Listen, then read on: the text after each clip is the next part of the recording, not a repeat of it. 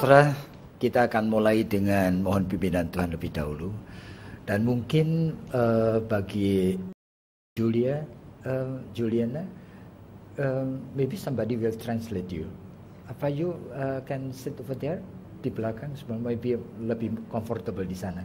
Kalau di depan kasihan nanti bisik-bisiknya kurang bagus itu. Ya, tolong. Thank you so much. Jadi saudara, kita akan mohon pimpinan Tuhan untuk sesi-sesi di depan ini. Mari kita mulai dengan tunduk kepala. Bapa Surgawi, kami tahu di tengah kehidupan yang diwarnai dengan begitu banyak masalah dan secara khusus dalam kehidupan rumah tangga, dan kami masih boleh menggantungkan akan hidup kami oleh berdasarkan iman yang Kau anugerahkan kepadamu Tuhan. Sebagian dari kami, mungkin sebagian besar tidak terbiasa untuk bisa mengkomunikasikan akan pergumulan dan persoalan di dalam kehidupan rumah tangga kami dengan jelas, bahkan kepada Tuhan. Banyak keluhan-keluhan yang kami naikkan dan kami katakan, dan kami hanya berorientasi pada pikiran bagaimana kami dibebaskan daripada gangguan-gangguan tersebut. Dan kami kurang mengerti apa yang seharusnya kami diskusikan dan kami minta dan kami tanyakan kepada Tuhan. Kiranya Tuhan tolong kami. Meskipun di dalam hidup kami Engkau sudah menyediakan beberapa konselor yang ada di dekat-dekat kami. Sebagian dari kami pun tidak terbiasa untuk bertemu dengan konselor untuk membukakan akan pergumulan yang kami sendiri tidak mampu untuk hadapi dan selesaikan Tuhan. Tuhan tahu kondisi kami pribadi, bahkan ada beberapa di antara kami yang belum menikah, yang belum barangkali betul-betul belum mengerti dengan sungguh-sungguh betapa kompleksnya kehidupan pernikahan dan kehidupan dalam rumah tangga ini. Tuhan tolong supaya melalui acara seperti ini kami boleh mempersembahkan sesuatu untuk kemuliaan nama-Mu Tuhan. Kami ingin hati yang dengar-dengaran, kami ingin hati murid yang mau belajar, sehingga kami juga membukakan pikiran kami dan kami ingin memfokuskan perhatian kami kepada bahan-bahan yang kami akan dengar, dan biarlah kami mohon Roh Kudus menolong kami. Sehingga hal-hal yang mungkin tidak sempat bicarakan, itu pun Engkau akan terus-menerus membawa kami masuk ke dalam pergumulan dengan kebenaran yang memang sebenarnya Engkau sudah sediakan bagi kami pribadi demi pribadi. Kebenaran yang lebih dalam, yang lebih sesuai dengan apa yang ada di dalam kondisi kami masing-masing. Tuhan bimbing kami dan tolong juga oleh karena sebagian daripada peserta masih belum hadir di sini. Tetapi kami percaya Tuhan akan memberikan yang terbaik bagi kami semua. Dengar akan doa kami. Hanya di dalam nama Tuhan Yesus Kristus, Tuhan dan Juru Selamat kami sudah berdoa. Amin. Jadi saudara, kita akan mulai dengan hal yang kita sudah tahu, yaitu ya mungkin istilahnya ada sedikit perubahan. Saya tuliskan di sana menemukan mutiara-mutiara di dalam pernikahan, di dalam kehidupan pernikahan saudara. Gitu ya. Jadi mungkin dari dua pertanyaan yang tadi saudara mencoba menjawab, saudara sebetulnya sudah punya feeling ya, bahwa kita ini tahu bahwa realita kehidupan pernikahan itu sebagian besar dari kita tidak ideal ya. Jadi tidak ada satu pernikahan yang sebetulnya memenuhi idealisme yang sudah disingkapkan oleh Tuhan kepada anak-anaknya. Nah, kita sebagian besar itu ada di dalam suatu proses. Ya, kita sedang belajar gitu ya. Kita masih bergumul dengan itu ya. Jadi realita kehidupan pernikahan itu tidak ideal dan tidak memuaskan, saudara. Bahkan seringkali kita mengalami ada pengulangan-pengulangan pengalaman yang melukai, ya, pengulangan, dan kita tidak tahu ujungnya sampai di mana. Oleh karena kita kenal akan spouse atau pasangan kita dan kita kenal diri kita sendiri, Dan kita tahu sebetulnya hidup ini sulit sekali kadang-kadang untuk menghindarkan dari realita. Kami akan mengulang lagi akan hadirnya masalah yang melukai diri kami atau melukai diri pasangan kami ini. Bahkan ada yang sangat menyakitkan sekali, saudara, sehingga kadang-kadang saya bertemu dengan cukup banyak pasangan yang give up, yang akhirnya mengambil suatu keputusan yang mereka sendiri tahu sebetulnya mereka tidak seharusnya memutuskan begitu. Jadi dengan air mata, bahkan saya melihat ada banyak sekali anak-anak yang luar biasa sekali, ya, sampai begging, ya, minta kepada papa mamanya untuk tidak divorce, dan mereka tetap melangkah untuk divorce. Jadi ini merupakan sesuatu yang menyakitkan sekali, saudara. Jadi jangan menganggap enteng realita seperti ini. Jadi saudara-saudara, muncul pertanyaan itu adalah apakah masih ada mutiara-mutiara, ya kan, yang dapat kami temukan di dalam pernikahan kami. Nah, sehingga itu memberikan alasan untuk melanjutkan, ya, untuk mengembangkan. Kalau mungkin, ya, untuk bersyukur, bahkan mengupayakan supaya kehidupan ini bisa semakin mirip dengan apa yang Tuhan itu mau, God purpose, gitu ya, in marriage. Jadi saudara, muncul pertanyaan seperti itu, masih adakah hal-hal yang masih kita bisa upayakan, saudara? Jadi untuk compare hal seperti ini, saya juga berkenalan dengan cukup banyak klien-klien saya yang menderita cancer, saudara, dan saya tuh bisa punya feeling sedikit gitu ya. Jadi masalah dengan hadirnya pernikahan yang di dalam kepersoalan dalam pernikahan itu mirip seperti seorang yang tiba-tiba divonis, tetapi saya tidak mengatakan itu stadium keempat, bahkan ketiga, yang kadang-kadang sudah membuat orang itu sulit sekali. Tapi saya katakan, maaf ya, ketiga ini. Jadi biasanya pergumulannya itu agak mirip gitu ya. Apakah masih ada harapan? Apakah masih, ya kan? Bahkan harus terus masih perlu diperjuangkan untuk kesembuhannya. Jadi apalagi kalau yang menderita cancer seperti itu kadang-kadang sudah hadirnya kemana-mana gitu ya. Itu pertanyaan itu kadang-kadang saya sebagai counselor itu hanya bisa listen dan berempati dan menangis bersama dia, saudara. Oleh karena saya tidak mau playing God, gitu ya, lalu memberikan promise yang sebetulnya saya tahu sekali, bahkan Allah sendiri kadang-kadang tidak, tanda petik, gitu ya, selalu berjanji akan menolong akan anak-anaknya dengan pertolongan seperti apa yang kita harapkan. Jadi pertolongan itu kadang-kadang berbeda daripada apa yang kita inginkan, saudara. Yaitu.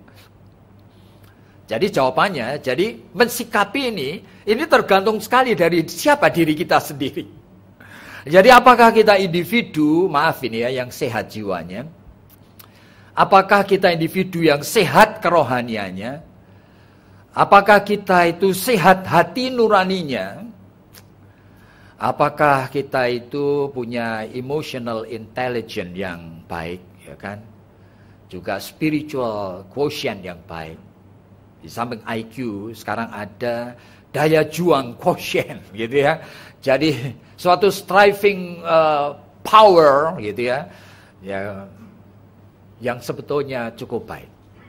Nah, saudara, ini kalau tidak ada modalnya, seringkali menghadapi akan masalah-masalah ini, kita itu betul-betul itu merasa lemah dan helpless, kecil, dan tidak berdaya, saudara. Nah, contoh ini masing-masing ya. Masing-masing dari setiap contoh ini bisa dikembangkan menjadi puluhan macam, saudara. Jadi punya pasangan yang memang tidak setia dan terus mengulang. Bahkan gitu ya, kita tahu kepada siapa. Kadang-kadang itu ada orang yang addicted kepada masalah sexuality ini sampai belak-belakan di depan saya itu mengatakan gitu loh. Saya tidak cukup kalau itu cuma istri saya. Pak Eko punya usul, bagaimana saya memenuhi kebutuhan seks saya? Saya bosan dengan istri saya, so what should I do? You bisa menolong saya untuk mengubah kebosanan ini? Luar biasa ya. Jadi ini sehingga dia meneruskan, ya kan, dengan hadirnya orang ketiga, keempat, kelima seperti itu. Ya. Jadi ini menjadi sesuatu yang menyakitkan sekali, yang seolah-olah kita itu diperhadapkan muka dengan realita yang tidak ada jawabnya. Bagaimana begitu? Oleh karena kalau orang tersebut tidak ada rasa takut akan Tuhan dan hati nuraninya, bahkan melihat anak-anak itu sebagian sudah tahu, saudara. Tetap ayah ini melanjutkan yang seperti ini. Lalu bagaimana begitu? Jadi ini merupakan, dan kadang-kadang orang seperti ini itu sangat reluctant dan resistant to change. Reluctant itu artinya mau diundang konseling pun tidak mau. Ya kan? Ya, yang bermasalah itu istri saya, selalu begitu, ya kan? Kalau resistant itu artinya saya tidak mau berubah. Jadi sikap seperti ini lalu bagaimana? Jadi kita itu kadang-kadang sebagai seorang counselor itu ya kita menghadapi akan deadlock, kita tidak mengerti lagi apa yang kita itu harus lakukan kecuali kita terus mendoakan sampai Tuhan menggerakkan akan hatinya dan dia mau. Ya kan? Nah, tidak mustahil ya. Jadi contoh masalah seksual itu pasangan yang tidak setia ini banyak sekali saudara. Macamnya banyak sekali, gitu. Atau masalah pasangan yang sulit diajak berkomunikasi dan setiap kali komunikasi itu selalu konflik. Ya, saudara, ini tidak selalu dikatakan bahwa oleh karena salah satu atau keduanya itu memang punya masalah psychological gitu ya. Tapi banyak sekali menjadi korban dari sistem ya. Kepada orang lain itu bisa so nice, kepada orang lain bisa ramah, bisa ngomong dengan baik. Tapi setiap ngomong dengan pasangan itu langsung itu sudah tidak punya kontrol lagi. Dan rasanya itu hanya ingin attacking begitu. Jadi ingin mengatakan dengan kata-kata yang sinis, yang melukai, terus begitu, saudara. Sampai heran sekali, kenapa ya? Kenapa kamu harus melakukan ini kepada saya? Tapi sebaliknya juga, sang suami itu juga mengatakan, kenapa sih nadanya kamu menjawab begitu? Nah, nada lagi, waduh ini jadi nada, kalimat, ya, cara berkomunikasi, ya, sikap pada saat diajak ngomong kok tidak nengok. Dan pada saat kamu nengok wajahmu tidak ramah, lah ya itu sudah mau diteruskan itu mau kemana? Saudara mulai tahu ya. Ini kadang-kadang itu sulit sekali. Saudara oleh karena hal seperti ini memang real hadir begitu loh, hadir. Jadi ini sulit sekali pasangan diajak untuk berkomunikasi. Yang ketiga itu pasangan yang tidak menyukai hal-hal rohani. Saudara kadang-kadang kita inginkan supaya ya kan Tuhan dilibatkan, sehingga seringkali ada banyak istri atau sebaliknya suami jarang ini ya. Selalu oleh karena sama-sama anak Tuhan yang menyebut nama Tuhan gitu ya, menyebut akan hal-hal supaya eling, supaya sadar begitu. Ayo kita doa, ayo kita sekarang mulai baca Alkitab atau apa begitu. Nah, sebagainya. Tetapi kalau orang tidak punya selera rohani, tawaran seperti ini tuh, waduh ini penghinaan ini gitu loh. Tawaran ini seperti ini justru menyudutkan dan membuat saya punya reason itu untuk explode gitu ya. You pikir gua ini siapa gitu loh. Nah, you jangan bawa nama Tuhan. Waduh ini sudah menjadi repot susah gitu ya. Jadi bagi orang yang memang spiritually ini seperti ini, lalu bagaimana kita ini ya kan? Kita orang Kristen tetapi tidak mau melibatkan Tuhan di dalam masalah hidup kita. Kita mau face sendiri dan kita mau coba untuk atasi sendiri. Tetapi ya tidak ada caranya, jalan keluarnya. Lalu bagaimana? Ini contoh saja. Ini pun masalah ini, waduh kompleks sekali saudara. Masalah yang pasangan memang bukan family man and a family woman. Itu pribadi-pribadi, family man itu artinya memang laki-laki tersebut itu tidak merasa bahwa keluarga itu penting, saudara. He is not family man. Sehingga tidak pernah spend time dengan istri itu khusus, ya kan, dengan anak-anak begitu loh. Membelai anak, ngomong-ngomong dengan anak, guyonan dengan anak, itu duduk bersama di tempat tidur atau apa. Tidak ada yang begitu. Ya ini bukan family man, dia cuma merasa bahwa obligation saya kan kerja dan saya akan profit money gitu. Ya, kurang apa? Saya sudah tidak melacur, saya sudah tidak berbuat yang tidak karuan begitu. Kenapa kamu masih menuntut saya lagi? Untuk ngapain? untuk memimpin saat teduh. Saya bukan orangnya. Waduh, ini bagaimana? Dan ini seringkali itu muncul seperti itu. Oleh karena memang laki-laki tersebut bukan family man, gitu ya. Yang tidak menganggap keluarga itu yang primer, yang important gitu loh. Sebaliknya juga banyak wanita yang saya kenal bukan family woman, dia career woman. Dia merasa gitu ya, risih itu kalau harus nyeboin anak, gendong-gendong, nanti baru gendong itu 10 menit aja sudah kasihkan babysitter karena cepet capek, cepet merasa tidak comfortable begitu dan tidak suka diganggu. Nah, saudara juga kita tidak bisa memarahi dan menghina. Oleh karena banyak orang seperti ini memang lahir dibesarkan dalam keluarga yang tidak memberi pelatihan sehingga mereka tidak biasa. Jadi banyak ibu-ibu yang biasanya hanya taunya sekolah saja, menjadi career woman ya tidak terbiasa gitu. Dengan pekerjaan rumah tangga, dengan ngurusin anak, dengan menyediakan makan bagi suaminya, masak di dapur, membersihkan rumah, lah, begitulah. Bahkan menghadapi akan pembantu rumah tangga aja banyak wanita yang tidak ngerti caranya bagaimana. Taunya pokoknya beres dan kalau sehingga saya kadang-kadang tuh heran sekali gitu loh. Wah, masa sih pembantu rumah tangga itu bisa tidur di tempat tidur hanya ngelonin bayinya di sana. Tempat tidur dia dipakai begini saya sampai. Ini nyonya rumah itu ngerti apa enggak sih sebetulnya? Family life itu seperti apa? Apa itu privacy dan apa itu boleh orang lain? Gitu ya. Bertengkar dengan suaminya itu di mobil ada supir di sana. Dia tidak mengerti apa itu family life. Jadi seni hidup yang dia tidak mengerti, saudara. Jadi bagaimana kita? Nah ini masalah-masalah seperti ini itu banyak sekali, saudara. Masalah pasangan dengan masalah kepribadian atau punya kelainan, ya. Jadi ada banyak pasangan ya. Nanti kita akan bicarakan itu. Yang sebetulnya itu jiwanya kurang sehat.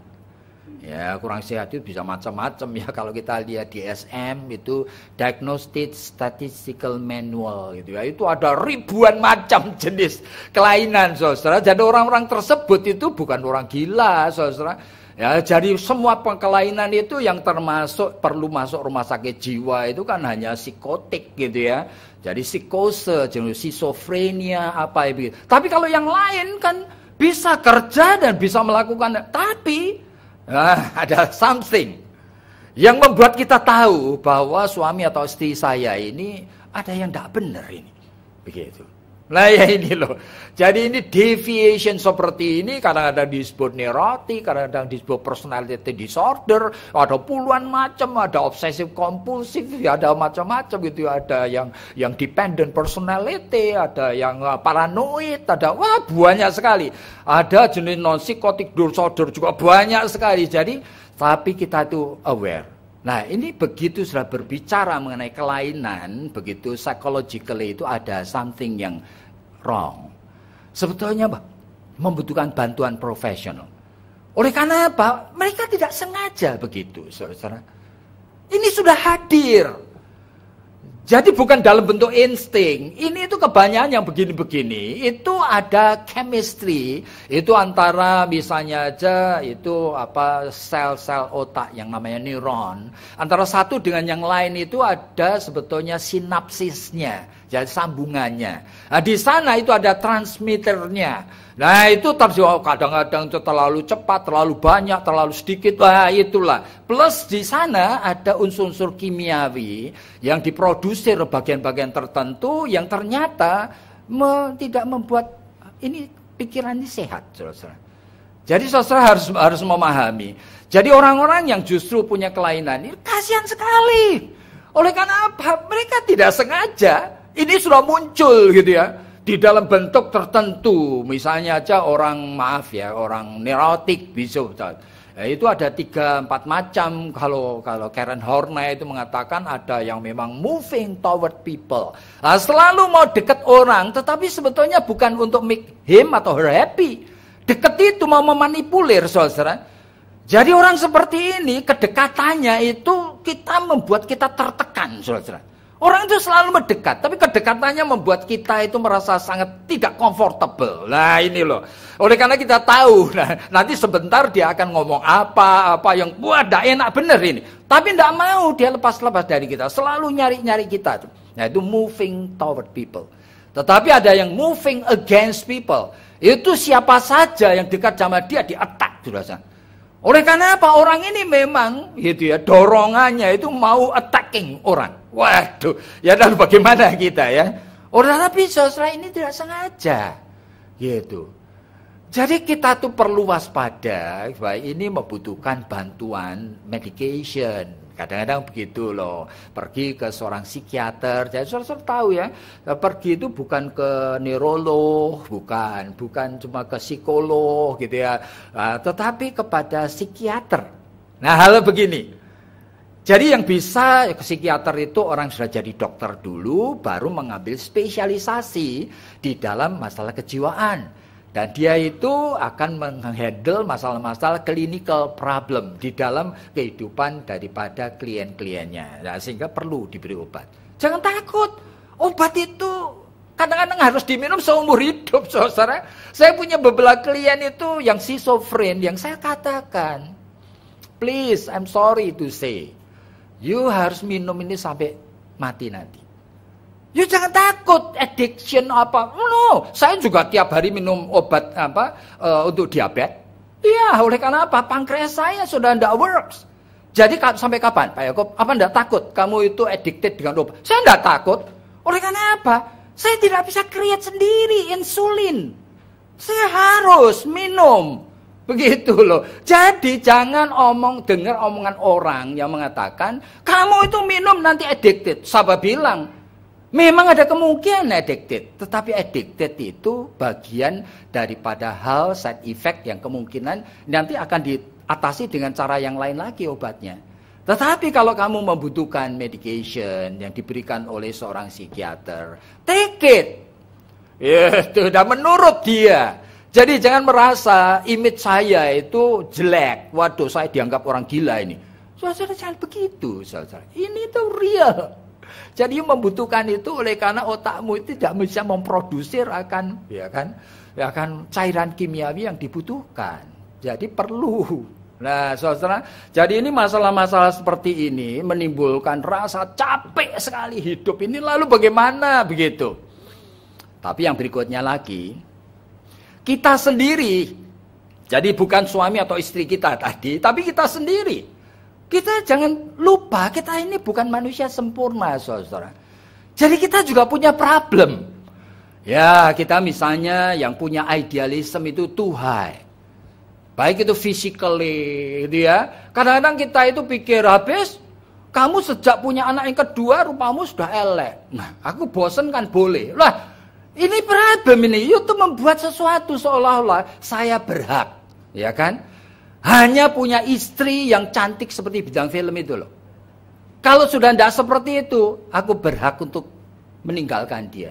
Loh, bagaimana sih hidup kok diatur dengan cara seperti ini, ya kan? Idealisme yang keliru. Ya, saudara tidak perlu kita itu memakai yang begitu-begitu, ya kan? Entah physically, apalagi kalau physically ternyata pasangan juga kemudian sakit, kemudian tidak bisa melayani. Nah, saudara, ini adalah hal yang harus diterima. Jadi jangan selalu memakai sesuatu pertimbangan yang diberikan oleh orang dunia yang tidak takut akan Allah. Oleh karena mereka ya tidak ada batasnya sudah. Oleh karena istrimu tidak bisa melayani, kamu berhak mendapat pemenuhan pelayanan seks di luar. Waduh. You tanya orang beragama yang lain pun, itu 90% mereka tahu. Ajaran agama tidak pernah mengizinkan begitu. Iya.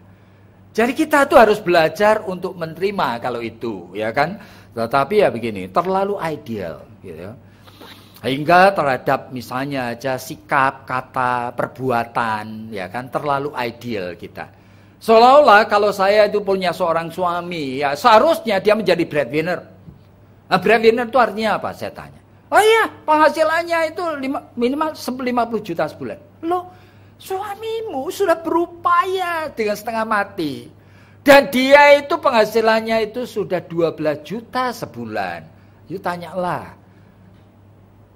60% masyarakat Indonesia tidak dapat uang segitu. 12 juta is good enough. Dan sebetulnya seperti saya gini pendeta gitu ya, ini tidak mungkin gajinya besar. Tapi mencukupkan itu selalu bisa. Dan saya apa-apa saya punya dan bisa beli. Saudara. Kalau dihitung-hitung dengan sungguh, setiap bulan itu paling banyak saya cuma spend 15 juta. Jadi saudara, kalau tinggal di kota besar, saudara kadang-kadang heran gitu loh. Oleh karena apa?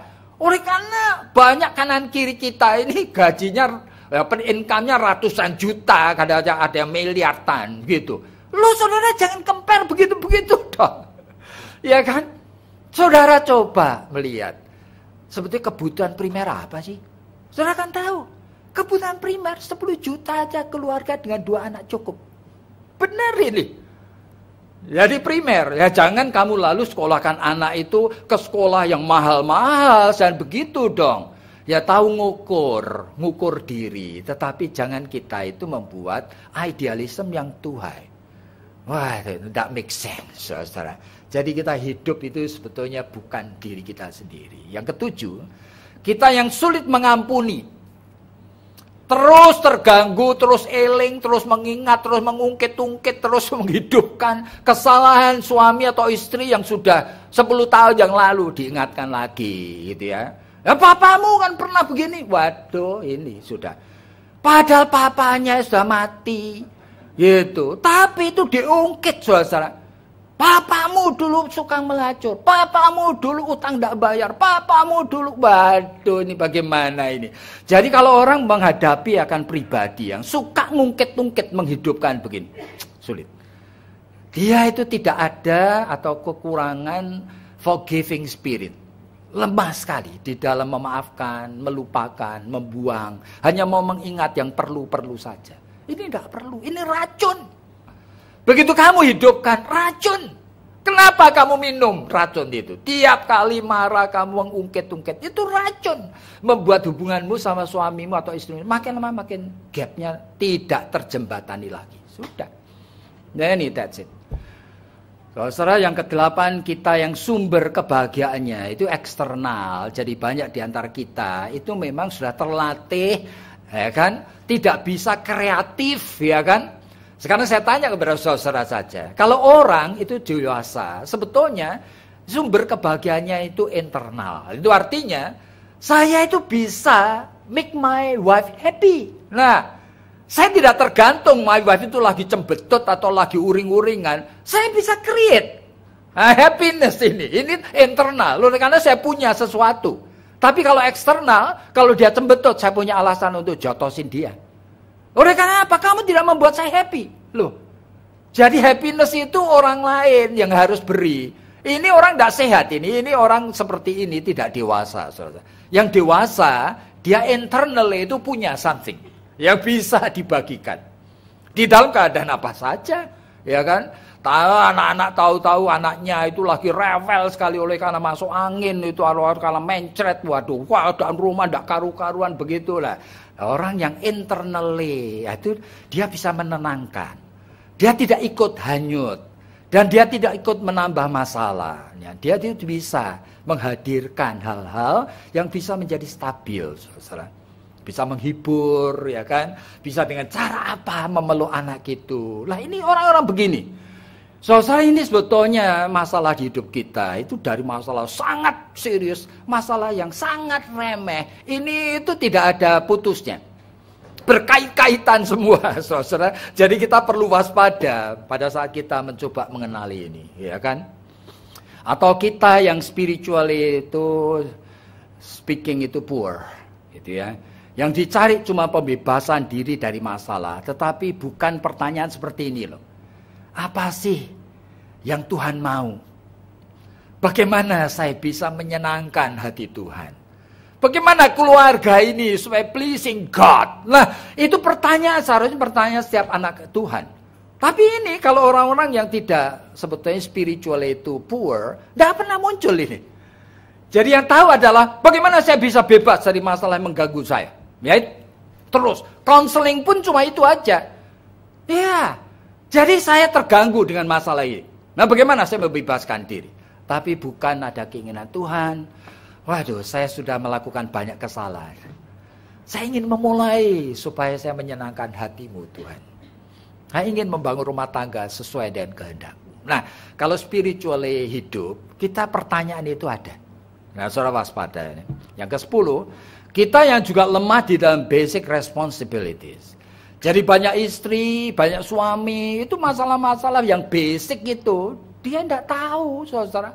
Dan dia tidak mau, lalu bagaimana, saudara? Jadi bisa kebayangan ya. Saya kenal seorang wanita yang menjadi sesuatu yang saya kenal melalui percakapan tertentu itu. Itu suaminya sampai heran kok. Oleh karena apa? Dia itu kadang-kadang terpancing marah hanya oleh karena apa? Selalu istrinya hal-hal apa di rumah tidak pernah beres, saudara. Dia pulang jam 8 malam habis dari kerja itu. Wah, anak-anak 3 ini belum makan semuanya. Pada kecil-kecil itu pada nangis, rewel, belum makan. Lalu ditanya, loh di mana mama? Pembantunya ngomong, oh ada di kamar mandi. Lagi ngapain? Ternyata dia mencoba jadi istri yang baik. Karena suaminya pernah seminggu yang lalu cerita. Itu kalau diserahkan pembantu rumah tangga, kamar mandi itu ngetel gitu. Wow, kamu mesti bersih. Ya, dia mencoba bersih dalam 4 jam di kamar mandi.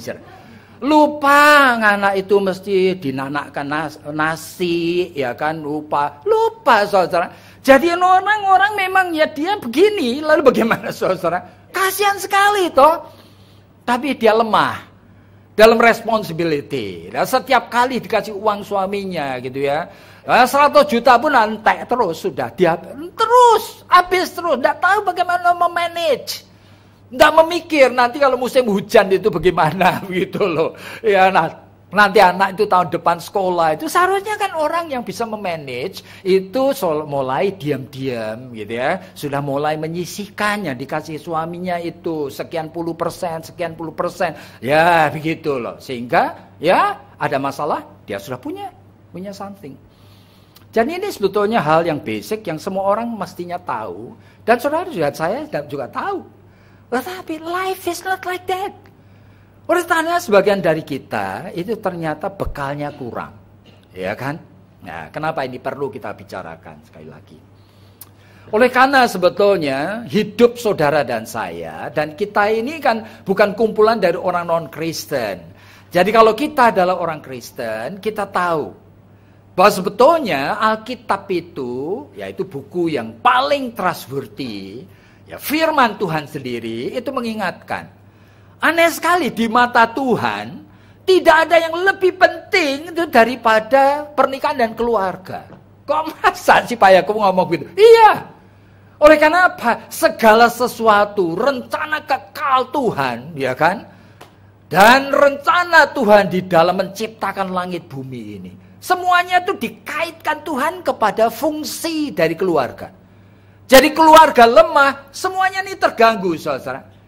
Berarti begitu keluarga lemah, keluarga saudara lemah, keluarga saudara bermasalah, tidak bisa diselesaikan masalah, maka rencana Tuhan melalui saudara gagal. Rusak. Ya. Jadi Tuhan punya rencana, ya kan, misalnya untuk semua masalah penciptaan ini. Oke.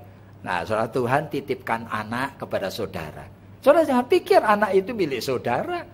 Oleh karena apa? Yang mewarisi 23 pasang kromosom ini cuma tubuhnya. Iya.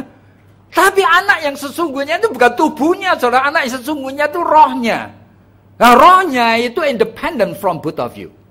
Dia diciptakan Tuhan pada saat terjadi conception antara sel telur dan sperma. Nah itu. Pada saat terjadi conception yang naturally jadi anak, Tuhan menciptakan roh. Nah, roh ini independen, saudara. Jadi inilah dia yang sesungguhnya ya. Dia itu titipan dari Tuhan dipercayakan kepada saudara. Nah, begitu saudara tidak menyadari bahwa ini ada rencana kekal Tuhan ini. Yaitu ngapain? Anak yang dititipkan kepada saya harus dipersiapkan menjadi manusia yang seutuhnya. Yang bukan hanya bisa kerja, tapi bisa kerja sama, bisa produktif, bisa berinovatif, bisa segala-galanya. Pokoknya segala role yang Tuhan itu sebetulnya itu pernah singkapkan melalui Alkitab. Nah, di mana anak ini dipersiapkan? Di rumah, bukan di sekolah, saudara. Saudara jangan salah mengerti, sekolah itu kan tempat untuk belajar hal-hal yang formal itu. Tetapi itu pun mulai umur 4-5 tahun ke atas. Tetapi basic menjadi manusianya ini loh. Ya kan? Di mana menjadi manusianya? Di rumah. Siapa yang ngajarin? Siapa yang membekali? Ya papa mama, tidak ada orang lain. Tidak boleh dititipkan pembantu, saudara. Jadi ini anak bukan cuma butuh makan, butuh perlindungan supaya tidak jatuh. Tidak, saudara. Anak ini perlu sekali. Saudara bayangkan ya, kalau saja misalnya orang tua itu banyak bertengkar. Atau orang tua itu merasa terganggu. Jam 2 pagi, anak pun nangis, bayi. Ya kan? Wah, aku besok mesti kerja. Lalu kasar sekali. Kamu itu remel. Nah, setiap kali seperti itu, anak itu diam-diam di dalam jiwanya sudah terbentuk. Aku tidak suka manusia. Aneh ya. Meskipun otaknya belum ngomong, saudara. Tetapi I don't like human. Kenapa? Manusia pertama yang hadir, itu membuat dia takut. Membuat dia gelisah. Nah, lalu jiwanya sudah menjadi jiwa yang cenderung antisosial. Nanti jadi psikopat, saudara. Jadi meskipun dia pinter, tetapi dia itu melihat orang lain tidak pernah percaya, tidak bisa kerjasama, dia pakai aturannya dewek. Iya, untuk dapatkan sesuatu perlu nyuap ya, nyuap itu. Perlu ngapain? Perlu. Sudah, tidak pakai aturan yang dibuat masyarakat. Aturannya sendiri. Jadi ini saudara sedang memproduksi manusia apa ini? Jadi satu manusia nanti bisa kerja, produktif dalam kerja, tapi pikirannya kayak gitu. Nanti menikah pun dia tidak pernah bisa mempercayakan dirinya kepada istrinya, kepada suaminya. Dia pikirannya seperti itu. Yaitu cenderung psikopatik. Waduh, saudara sedang melatih orang jadi penjahat. Bayangin. Nah ini di mana? Dalam rumah tangga, in your family. Yaitu tanggung jawab dari papa mama. Jadi bisa membayangkan, ya kan? Jadi semuanya itu dikaitkan dengan fungsi rumah tangga. Semuanya, semua, you name it. Apa yang ada dalam Alkitab, apa yang God's want, semuanya itu tergantung kembali lagi fungsi keluarga, fungsi keluarga. Fungsi keluarga lemah, waduh hal-hal rusak semua. Nah, makanya sudah tahu kira-kira orang menikah, Alkitab mengatakan jangan sembarang menikah. Kamu mesti menikah dengan yang seiman, ya kan? Nah, yang seiman pun sama-sama dari gereja sama, belum tentu bisa menikah. Kamu mesti menikah dengan yang sepadan. Sehingga kamu ngapain sepadan di bawah itu saya kasih ketahu, ya kan? Kamu dengan dia nanti bisa membangun kedekatan sebagai best friend, ya kan? Nah, tapi kalau kedekatan sebagai best friend bagi saya itu ideal, gitu loh. Sehingga saya turunkan sedikit. Karena apa? Kalau saya mengatakan setiap pasangan suami istri harus menjadi best friend, sebenarnya 99% itu tidak ada yang memenuhi syarat seperti ini. Lalu bagaimana? Ya, saya turunkan. Oleh karena best friend itu ideal. Ya, menjadi close friend. Close friend, ini dua orang yang sebetulnya itu saling mempercaya. Saling menghargai. Dan punya reason untuk pada saat mereka mengambil keputusan mau menikah. Oleh karena apa? I have reasonable reason to love him. Nah, saya punya alasan. Alasannya masuk akal. Yang saya bisa ceritakan. Secara rasul yang saya bisa jelaskan. Kenapa saya menikah sama dia? Nah, ini dua orang memang sudah menemukan dirinya dan mereka itu kalau menjadi close friend itu di dalam Matius pasal 18 ayat 20 dikatakan kamu bisa membangun akan konteks hidup yang namanya koinonia. Ya, koinonia itu artinya persekutuan dari orang percaya. Nah, di dalam Matius 18 di mana ada persekutuan dua orang percaya, Kristus hadir. Dan Kristus akan operate. Ya, jadi Kristus itu hadirnya disebutkan kalau di dalam rumah tangga dua orang. Suami istri menjadi close friend. Mereka bisa terikat dengan kasih Kristus. Mereka berkomunikasi dengan kasih Kristus. Mereka menjadi kontak Kristus hadir dalam rumah tangga. Nah, tidak ada yang mustahil. Rumah tangga itu mulai dibimbing oleh Kristus sendiri. Oleh karena He is there. He is with you. Nah, kalau 3 orang disebutkan lebih, itu gereja. Makanya gereja itu selalu disebut gereja. Jika punya 3 komponen, yaitu apa? Yaitu yang pertama marturia, yaitu ada pengajaran, ada khotbah dan sebagainya, ada diakonia, pelayanan. Tapi yang ketiga, yang paling lemah gereja itu koinonia. Gereja hari Minggu salam-salaman, ya tahu, ketemu di jalan mereka tidak menyalami. Mereka tidak say hi. Oleh karena apa? Tidak saling mengenal, saudara. Tidak pernah di gereja dilatih bagaimana saling mengenal, lalu belajar untuk saling mendoakan, saling caring, saling peduli. Lalu mari kita membangun tubuh Kristus, di mana Kristus itu berkarya.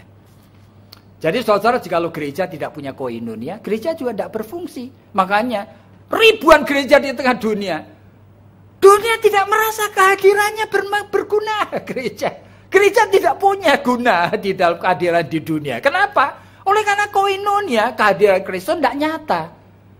Jadi kembali kepada soal keluarga tadi. Jadi close friend itu minimal, ya kan? Di mana mereka menjadi kontak kehadiran Kristus, sehingga harus seiman dan sepadan. Tapi close friend itu seringkali juga banyak keluarga tidak punya. Ya di bawahnya itu saya sebutkan casual friend. Nah, casual friend itu dua orang. Mirip seperti orang yang kerja sama-sama di satu perusahaan, ya kan? Barangkali kalau lunch time, lalu mereka pergi, ayo kita pergi ke food court bareng, ayo, ya kan? Jadi casual friend itu teman bisa guyonan, ya kan? Bisa nonton bareng, bisa makan bareng. Tapi saya tidak kenal kamu. Sesungguhnya saya tidak kenal kamu, ya kan? Kamu juga sesungguhnya tidak kenal aku, sehingga banyak secret aku tidak pernah ceritakan sama kamu. Itu casual. Jadi orang casual itu menjadi pasangan suami istri juga kelihatannya tidak bertengkar, saudara. Tetapi mereka tidak grow, tidak tumbuh, tidak berperan. Oleh karena apa? Mereka cuma tidak bertengkar. Mereka seolah-olah itu janjian, mari kita hidup bersama damai sejahtera. Gitu loh. Nah saudara, baik enggak? Kelihatannya baik. Tapi tidak ada visinya. Belum berfungsi, oleh karena apa? Just casual friend.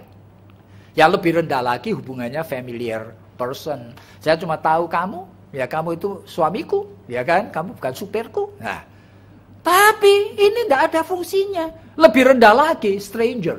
Meskipun tinggal bersama, tidurnya satu ranjang, tetapi saya tidak percaya orang ini. Gitu ya. Siapa dia? Pikirannya itu saya tidak bisa predict. Ya kan? Tingkah lakunya saya juga tidak tahu. Siapa yang saya tidak ngerti apa dalam pikirannya. Stranger, ya kan?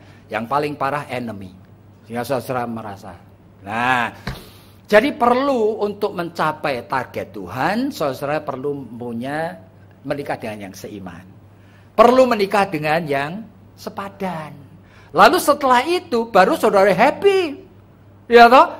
Oleh karena happiness ini membuat saudara itu sebetulnya bisa mencapai akan 5 hukum. Apa itu? Happiness kok membuat? Iya. Karena happiness saya dengan istri saya kok. Sehingga saling menstimulir, saling mendukung. Sehingga memenuhi akan 5 hukum yang nantinya memungkinkan saya tumbuh. Apa itu? Yang pertama adalah hukum kewajaran. Jadi orang yang sudah happy gitu ya. Ini bisa kerjasama sebagai casual friend. Ya, mereka saling menolong supaya masing-masing itu punya kehidupan sesuai dengan hukum kewajaran. Hukum kewajaran itu apa? Manusia hukum kewajaran. Harus wajar hidupnya. Masa kamu tidurnya? Ini kecuali kerja malam ya kan. Tapi tiap hari kamu tidurnya jam 1. Bangunnya jam 11. Kamu tidak wajar. Pasti dalam hidupmu ada something yang kamu itu tidak tanggung jawab. Pasti. Oleh karena hidupnya tidak wajar. Iya. Saya kenal satu orang. Oleh karena dia hasilnya pendapatannya banyak. Tahu. 1 tahun bisa 20 kali jalan-jalan ke luar negeri. Bagi saya aneh sekali. Meskipun dia punya uang dan merasa berat. Bagi saya dia bukan manusia yang wajar. Pasti ada something wrong.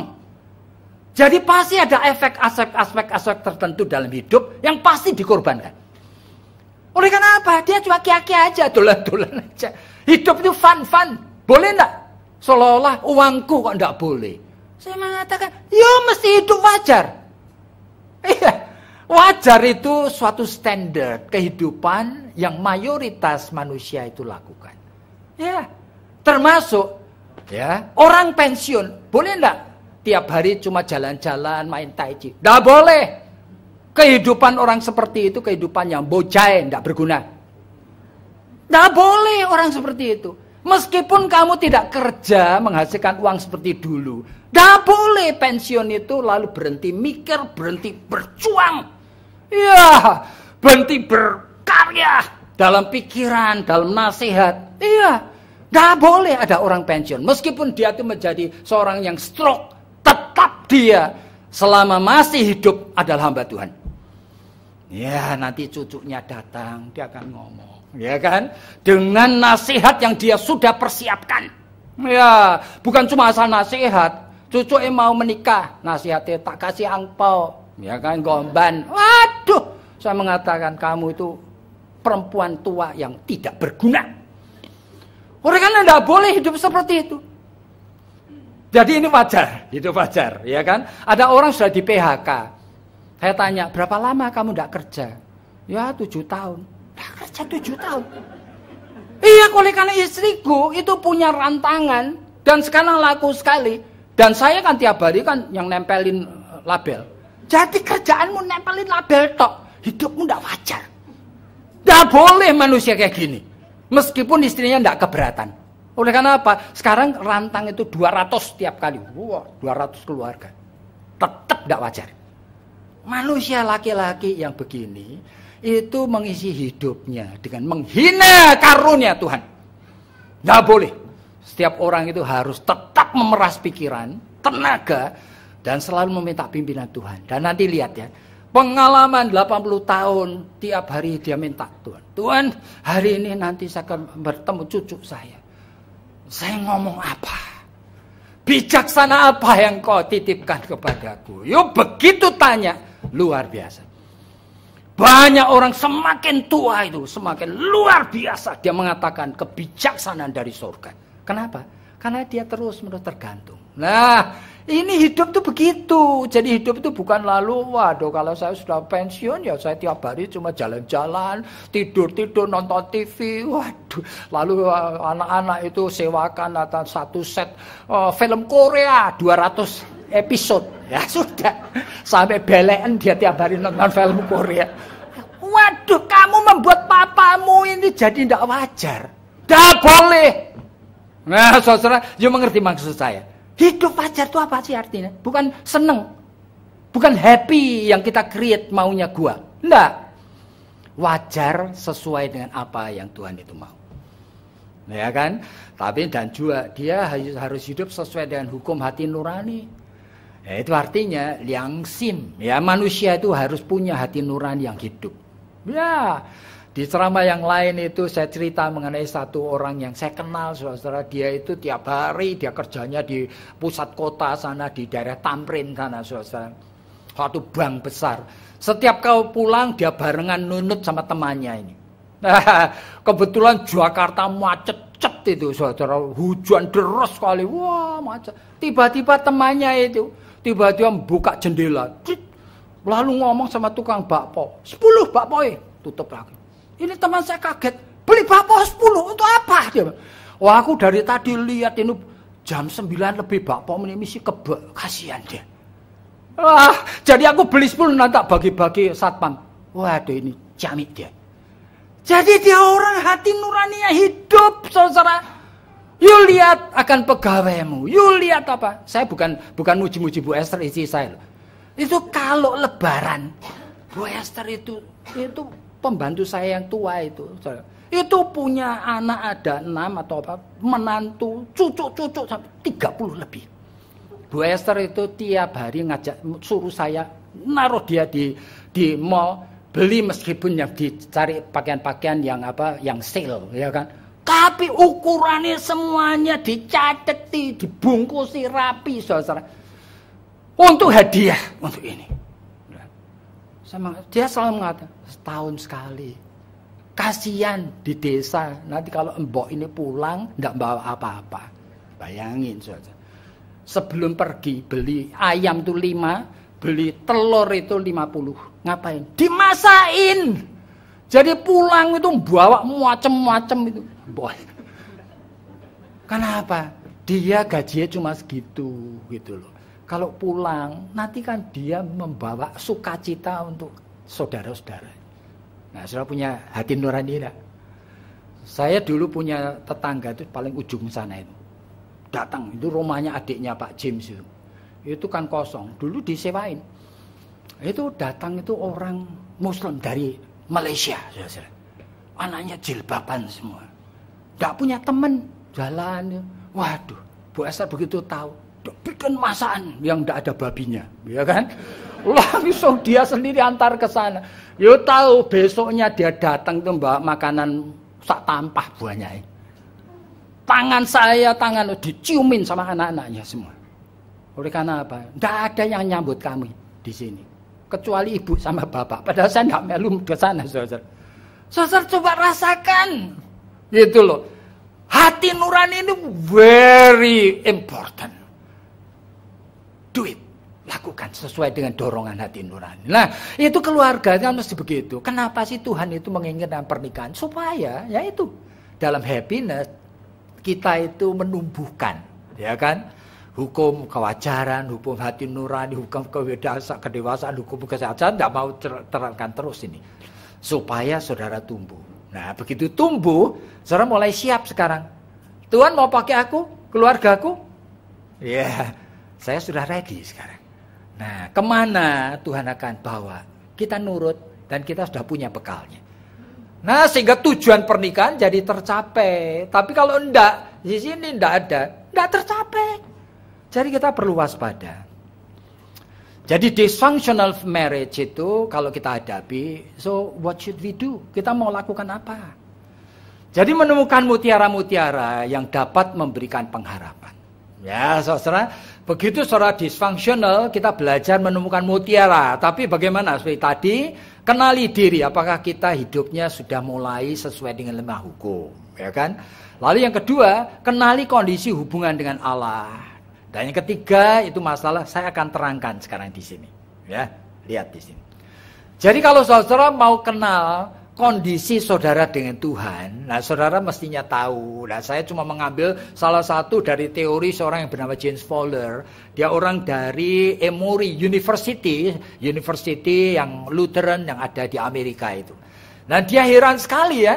Ternyata di antara orang beragama, khususnya orang Kristen, ternyata iman itu bisa memanifestasikan diri dalam 6 atau 7 macam.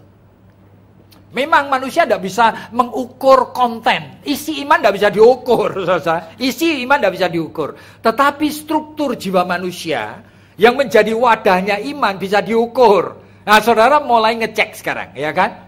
Kalau struktur jiwa saudara itu terlalu rendah, yang disebutkan undifferentiated faith, itu biasanya orang seperti ini ke gereja, itu tidak ngerti untuk apa. Sehingga ke gereja, tidak ngerti untuk apa dia. Tapi tiap minggu datanglah aja ke gereja. Padahal setelah begitu mulai kebaktian, dia mulai tidur. Atau dia cuma lihat akan buletin yang tidak ada isinya itu. Tidak ngerti, tapi minggu depan datang lagi. Jadi kebutuhannya apa dia tidak ngerti. Ini orang yang namanya undifferentiated faith. Ya, tapi kalau struktur jiwanya lebih baik lagi, ya Fowler menyebutkan sebagai intuitive projective faith. Nah, orang seperti ini sudah tahu ada maunya. Ya kan, kenapa saya ke gereja? Saya senang. Kenapa senang ke gereja? Ya, gedungnya api. Suasananya sejuk. Mendengar puji-pujian yang merdu. Ya kan? Nah, habis kebaktian dikasih snack gratis lagi. Wah, senang saya. Jadi senang-senang ke gereja, tapi tidak ada hubungannya dengan Tuhan.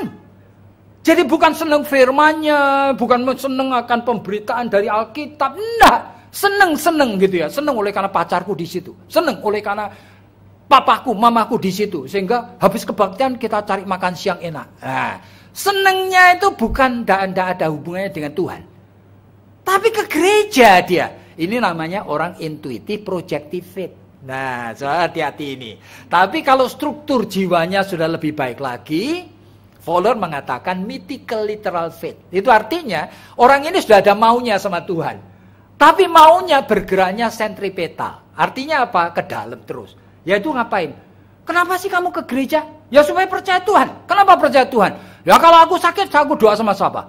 Lah, minta pertolongan Tuhan. Aku kalau pengen dapatkan pekerjaan yang lebih baik, aku doa sama siapa? Kalau aku barangkali pengen punya mantu yang baik, aku minta sama siapa? Ya, terus minta-minta. Jadi orang mythical literal faith, itu orang yang isi doanya semuanya minta. Dia tidak ada keinginan, belum ada keinginan untuk mengenal Tuhan. Saudara, Alkitabnya masih bersih, tidak pernah ada orek-orekannya. Dia tidak pernah ada pertanyaan-pertanyaan kepada Tuhan, tidak ada apa-apanya. Tapi ini orang aktif di gereja, saudara. Dan dia kalau doa luar biasa karena mythical, kadang-kadang kalau untuk kebutuhan yang dia mau, dia puasa. Tapi apa? Semuanya untuk diri sendiri. Jadi puasa supaya papaku sembuh. Ya boleh toh. Tapi tidak pernah dia puasa. Untuk saudaranya misalnya. Yang sampai sekarang belum pernah mau kenal Tuhan Yesus. Tidak pernah puasa. Nah lalu kelihatan pincang ini. Ini orang ini cuma punya kebutuhannya sendiri, lalu memanipulir Tuhan. Tuhan bantu aku dong. Ini level yang namanya mythical literal faith. Ya kan? Tapi kalau strukturnya lebih baik lagi, orang ini punya level yang namanya synthetic conventional. Artinya apa? Ini orang ini sudah mulai mensintesiskan ajaran gereja dengan dirinya. Sehingga dia kalau ditanya, kenapa sih kok kamu percaya? Tuhan Yesus satu-satunya Tuhan dan Juru Selamat. Iya, karena itu ajaran pendetaku. Nah, kenapa kamu percaya ada Allah Tritunggal? Iya, itu ajaran gerejaku. Tapi percaya itu dia belum ngerti apa itu. Cuma menempelkan ajaran gereja, disintesiskan dengan dirinya. Seolah-olah dia begitu. Padahal kalau ditanya tidak ngerti dia. Dia belum ada kebutuhan akan Tuhan. Nah, baru level setelah ini namanya individuatif, reflektif. Ini mulai sehat. Di mana dia mulai take personally. Saya pengen kenal Tuhan. Siapa Tuhan ini? Ada betul apa enggak? Saya betul diselamatkan apa enggak? Bagaimana tandanya? Bagaimana kau tahu? Loh, sehingga dia baca Alkitab itu dia kenapa kok Alkitab kok isinya kayak gini? Dia mulai tulis, dia catat-catat, dia pergi cari buku, dia baca, dia dengerin ceramah, dia bikin catatan. Kenapa? Dia take it personally. Meskipun yang ngomong itu Yakub Susabda, tapi aku tahu. Pasti Tuhan menitipkan sesuatu sama dia. Nah, ini orang ini mulai individuatif, reflektif. Sehingga ngapain? Saya akan gumulkan. Saya akan pikirkan sungguh-sungguh. Nanti di rumah aku akan pikir lagi. Sebetulnya apa sih yang Tuhan mau dalam hidupku? Nah, ini baru level yang strukturnya disebutkan individuatif, reflektif. Kalau saudara level itu belum ada di bawah, saudara dan saya sulit sekali nanti untuk menyelesaikan masalah tadi yang kita bicarakan. Punya masalah dalam keluarga. Mau melibatkan Tuhan, loh Tuhan aja saudara tidak pernah kenal. Bahkan saudara tidak pernah ingin kenal. Bagaimana saudara bisa melibatkan dia? Saudara hanya bisa melibatkan dia pada saat saudara levelnya itu sudah minimal individuatif, reflektif. Tandanya saudara senang sekali mencatat, mulai mikir. Baca Alkitab itu banyak orek-orekan, saudara-saudara. Iya. Nah, apalagi di atasnya namanya konjunktif, apalagi universalizing faith. Waduh, itu dahsyat. Nah, saudara juga perlu tahu. Bagaimana sih caranya Tuhan kerja dalam hidup kita? Nah, kalau sudah bicara orang individuatif reflektif, baru saudara mulai tanya sekarang. Gimana sih caranya Tuhan menolong saya? Nah, saudara mesti tahu, ya kan? Oleh karena Alkitab ini buku yang ajaib. Sebetulnya Paulus, Yohanes, Petrus itu mencoba untuk menjelaskan, tapi cara menjelaskan beda-beda. Nah, saya akan ambil penjelasan dari Rasul Paulus. Dia menulis di dalam Efesus pasal 2 ayatnya ke-8. Nah, Paulus mengatakan apa? Caranya Allah menolong kita apa? Nah, itu Allah di dalam Efesus pasal 2 ayat 8 dikatakan, ya kan, kalimat seperti ini. Karena kasih karunia kamu diselamatkan. Tapi tidak titik habis itu. Ya kan? Ulangi ya kata-kata Paulus. Karena kasih karunia kamu diselamatkan. Lalu ada terusannya. Oleh karena iman. Sebab iman. Ya kan? Jadi sebab kasih karunia ini kamu diselamatkan oleh iman. Wah, sulit sekali. Bagaimana menjelaskan ini? Jadi Paulus itu mengatakan kasih karunia Allah itu diberikan di dalam kehidupan orang dan disadari kehadirannya bagi orang yang levelnya itu sudah mencari dia tadi. Nah, kehadirannya masuk di dalam jiwa manusia, itu bentuknya seperti apa? Nah, Agustinus mengatakan kalimat seperti ini. Itu bentuknya itu implanted, itu ditanamkan sama Tuhan. Lalu Luther membaca tulisan Agustinus, dia mulai pikir, kalau betul it is implanted, ditanamkan, itu akan berkarya sendiri dong. Kemudian mulai mengubah tubuh darah daging yang berdosa, makin dibebaskan dari dosa, supaya kita menjadi makin serupa dengan gambar Kristus. Lalu Luther melihat, realitanya tidak begitu. Jadi dia tidak setuju dengan kata-kata daripada Agustinus ini. Implanted, tidak setuju dia. Dia ganti, imputed. Apa itu imputed? Jadi kasih karunia itu ditanamkan di dalam tubuh darah dagingmu, lalu dipertalikan. Dengan apa? Dengan tubuh darah daging yang berdosa ini. Nah, ini ajaibnya. Sehingga Luther mengatakan satu kalimat, semper iustus et peccator. Artinya, kamu sebagai orang Kristen, kamu semper, terus menerus, kamu orang yang sudah dibenarkan, tapi juga pendosa. Saudara hati-hati ini. Jadi et peccator. Sehingga saudara mesti waspada. Luther melihat, memang dalam Filipi pasal 1 ayat 6, Filipi pasal 2 ayat 13, dia yang memberikan. Kasih karunia mulai diberikan. Bahkan will and work itu diberikan. Tapi, Filipi 2 ayat 12, you have to work out. Kerjakan. Nah, ini sudah diberikan. Seperti saya pernah cerita di dalam satu ceramah yang lain itu.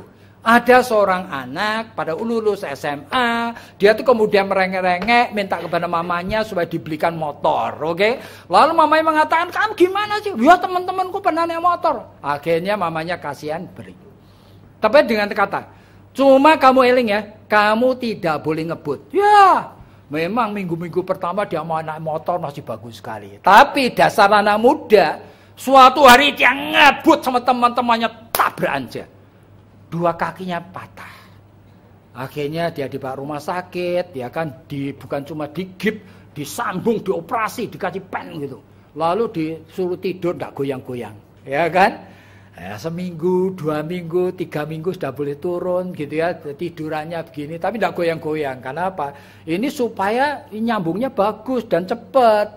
Nah sudah, 3 minggu kemudian dironsen. Ternyata nyambungnya so bagus sekali. Sehingga dokter ngomong, kamu sudah sembuh. Mulai besok belajar jalan. Lalu panggil kepala suster. Suster, tolong dia mulai besok belajar jalan. Ya, betul pagi hari habis dibersihin. Kemudian yang ngapain? Dia dibantu suster kanan kiri. Dia turunkan kaki ke lantai. Setelah 3 minggu lebih dia itu tidur. Begitu dia napak kaki ke lantai, kaget dia. Sakitnya luar biasa. Waduh, sampai dia itu teriak-teriak seperti sapi disembelih itu. Wah, semoga satu bangsal itu dengar semua. Dia tahan, dia keluar keringat dingin, dia tiduran lagi dalam. Aku enggak mau, sudah. Enggak kuat. Sampai dibujuk-bujuk suster tetap enggak mau. Malam hari dokternya pas datang, atau visitation gitu ya, lalu nanya, gimana sus mengenai pemuda itu? Ya itu. Dia tidak mau belajar jalan. Oh gitu. Dokternya deketin dia dan ngomong. Nah, lu tidak mau belajar jalan. Pikir aja. Sampai mati kamu tetap di tempat tidur. Ditinggal pergi. Karena kamu sudah sembuh. Dia mikir-mikir gimana ya. Akhirnya dia minta tolong suster lagi. Dia turunkan satu kaki. Wah sakitnya bukan main. Waduh sampai dredeg dia. Wah terus, tapi dikuat-kuatin, ya kan?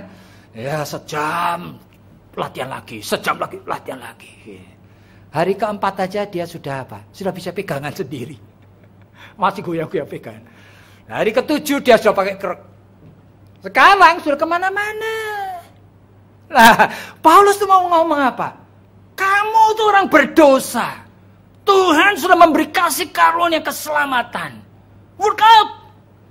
Kamu sudah sembuh. Kamu tidak bisa diam aja. Kamu pakai ini kasih. Nah, caranya pakai gimana? Lah ini, kasih karunia kamu betul-betul secara aktif kaitkan dengan dosa-dosamu. Sengaja kaitkan. Tuhan, aku tukang fantasi seks.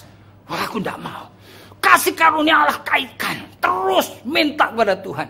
Supaya ngapain? Supaya menghasilkan kekuatan mulai membersihkan fantasi dari hal-hal tidak baik ini. Itulah yang disebut iman. Nah, kamu diselamatkan sebab kasih karunia. Tapi oleh iman. Nah, you jangan salah mengerti. Ini kata-kata Paulus ini. Sehingga you mesti mengerti caranya Tuhan kerja ini gimana sih? Doa. You mesti hati-hati. Saya pada suatu hari saya pergi ke kedutaan Australia. Oke? Ketika ngantri, dulu ngantri saudara. Ada pemuda deketin saya, Pak Yakob sambil konseling ya? Ya boleh. Saya dengerin. Lalu ngomong apa? Dia bilang, waduh, saya itu tidak pernah bisa lepas dari dosa masturbasi, Pak. Saya padahal sudah berkeluarga sekarang ini, baru aja menikah, tidak bisa lepas, Pak. Lalu saya mengatakan, kamu lakukan apa? Ya saya doa.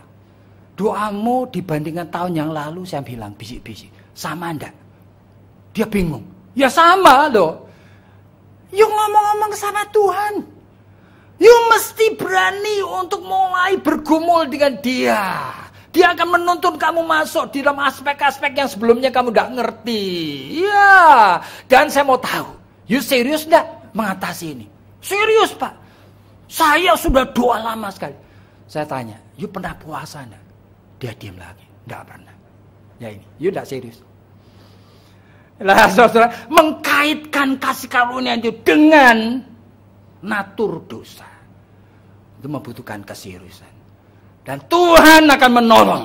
Lah, mulai bagian tertentu. Saudara, kalau mau saya belak-belakan, ada berapa ratus dosa yang saudara itu simpan bersama saya? Ada yang sudah 30 tahun lebih. Tidak pernah saudara selesaikan. Oleh karena apa? Tidak pernah serius. Saudara tidak pernah mengkaitkan kasih karunia itu dengan dosa ini Tuhan. Natur dari darah daging ini. Terus sampai saudara punya target. 3 bulan saya akan selesaikan dengan kekuatan Tuhan. Will you do it? You tidak serius. Nah ini loh. Jadi cara kerja Tuhan, you mesti tahu. Tuhan sudah memberikan modal. Kekuatan yang tidak bisa ada yang mengalahkan. You work out. Kerjakan. Supaya itu menjadi kemenangan. Jadi menemukan mutiara di tengah kelemahan, kesalahan dan dosa kita seringkali tidak sesuai dengan idealisme. Itu saya ingin ikatkan. Oleh karena apa? Kadang-kadang kesalahan dan dosa itu sudah too far, too complicated, too difficult. Nah, sehingga saudara jangan lagi mempunyai idealisme seperti seolah-olah itu baru permulaan kesalahan dulu. Nah, ini sudah jalan, ada yang sudah puluhan tahun, ada yang bertahun-tahun. Dosa itu sudah too complicated. Sehingga, saudara mesti tahu, saya akan memperbaikinya, tapi tidak lagi idealisme saya. Saya rela mendapatkan God-given pearl. Jadi mutiara yang akan diberikan Tuhan. Ya kan? Nah, saudara nanti lihat cerita Abraham misalnya. Itu di dalam Kejadian 16, Abraham berbuat kesalahan. Membiarkan Hagar menawarkan dia seorang tanda petik yang akan bisa mempunyai anak dari Abraham. Wah, kesalahan itu fatal, saudara. Fatal. Jadi sampai Abraham sudah mencintai sekali Ismail. Di dalam Kejadian pasal 17, Ismail sudah mulai besar. Lalu Tuhan datang lagi kepada Abraham dan ngomong, Abraham, tahun depan istrimu akan hamil dan punya anak laki. Lalu disebutkan dalam Alkitab, maka tertawalah Abraham. Kenapa? Sudah terlalu tua. Dan istriku itu 90 tahun itu tua banget. Bagaimana mungkin? Ketawa dia. Tapi bukan cuma ketawa. Dia ngomong kalimat yang tidak baik. Tuhan, alangkah baiknya kalau Ismail saja. Benar ini Abraham. Jadi dia tidak expect lagi anak perjanjian. Kenapa? Dia sudah terlalu cinta. Ini darah dagingku. Waduh, ini too complicated ini. Tuhan itu sabar dan mengatakan, enggak, dari Sarah. Betul, akhirnya Tuhan membangkitkan birahi Abraham, birahi Sarah, sehingga mereka hubungan seks, lalu mereka akhirnya Sarah itu hamil. Nah, contohnya seperti ini. Dan setelah hamil di dalam Kejadian 21 itu disebutkan Ishak lahir usianya sekian. Pada saat dia itu disape apa, lalu melihat, oh kakaknya Ismail itu caranya teasing my son ini. Wah, saya tidak senang sekali. Ya, mulai punya ide tidak baik. Hagar. Sarah. Usir Hagar sama anaknya. You tahu apa yang dilakukan Abraham? Kata-kata dari Sarah menyebalkan hati Hagar. Kenapa? Dia sudah cinta pada ini. Nah, saudara. Jadi orang seperti ini mau menyelesaikan masalahnya. Tidak bisa. Dia mau menemukan mutiara-mutiara dalam hidupnya yang ideal. Apa itu ideal? Yaitu Sarah mau menerima Hagar. Punya 2 anak. Meskipun nanti ya kan anak perjanjian Ishak tidak apa-apa. Saya akan memelihara dengan baik supaya akur. Ideal. For God. Jangan seperti itu. Oleh karena you sudah berbuat kesalahan. You harus rela menerima mutiara yang Tuhan akan kasih. Bukan pilihanmu sendiri. Nah inilah, makanya jangan berpikir ideal. Kita rela untuk menerima yang Tuhan beri. Nah, bentuknya apa? Oh ternyata untuk Abraham, Hagar sama Ismail mesti diusir. Forever. You tidak akan lihat anakmu lagi. Tapi Tuhan janji akan memelihara ini, 2 orang ini. Menjadi bangsa yang besar. Tapi sudah menimbulkan efek dalam sejarah yang tidak pernah bisa diperbaiki. Daud bagaimana? Daud itu sebetulnya punya beberapa orang istri. Itu sudah masalah, saudara. Oleh karena istri yang pertama sudah diberikan itu anaknya Saul, namanya Mikal. Ternyata Daud tidak senang dengan orang ini kemudian. Karena Mikal itu sulit sekali ditem dia. Dijinakkan sulit sekali. Dan kemudian dia nurut apa yang Saul katakan. Akhirnya ngapain? Pada saat Daud itu terusir, Mikal dikawinkan dengan serdadu rendahan. Menghina Daud. Namanya Paltiel. Nah sekarang setelah Daud naik tahta, dia punya ideal. Ya kan? Tapi dia sudah punya banyak istri, saudara. Dia mengutus Yoab menjemput akan istrinya. Yang sekarang sudah punya suami, saudara. Yoab datang ke sana. Raja ingin istrinya balik. Paltiel nangis, ngikutin sampai tengah jalan. Yoab, sekarang waktunya kamu pulang. Jangan ngikutin. Menangislah Paltiel. Seperti itu, saudara. Lalu ngapain? Dia jadi istri Daud lagi. Tapi dendam sama Daud. Pada saat Daud itu membawa akan tabut perjanjian dan tidak berhasil, ya kan? Tapi pada saat dia erek-erekan itu, Daud sampai ngapain? Saking senangnya memuji Tuhan, dia sampai rela menelanjangi dirinya. Lalu menari-nari seperti orang gila bersama dengan pelayan-pelayan. Waduh, Mikal dari jendela istana itu melihat tuh, menghina Daud. Dan lalu mengatakan kata-kata yang tidak baik kepada Daud. Ya kenapa seperti ini? Ini kondisi keluarga. Manusia sudah berbuat kesalahan, berbuat dosa, berbuat ketidakbijaksanaan. You jangan expect ideal lagi. You sudah berzina, suamimu sudah berzina apa? You jangan expect idealisme lagi. Tapi tetap mutiara disediakan. Aneh ya Tuhan itu, aneh sekali. Bahkan dalam 1 Korintus pasal 7 itu disebutkan, kadang-kadang itu kita terpaksa bercerai. Kenapa? Karena pasanganku itu bukan orang Kristen. Dia memaksakan cerai. Tuhan melalui Paulus mengatakan, kalau pasanganmu memaksa cerai, silahkan cerai. Meskipun di dalam Matius pasal 15, apa yang sudah disatukan malah tidak boleh diceraikan. Tapi sekarang kondisi sudah cerai. Yuk lalu mau mengharapkan apa?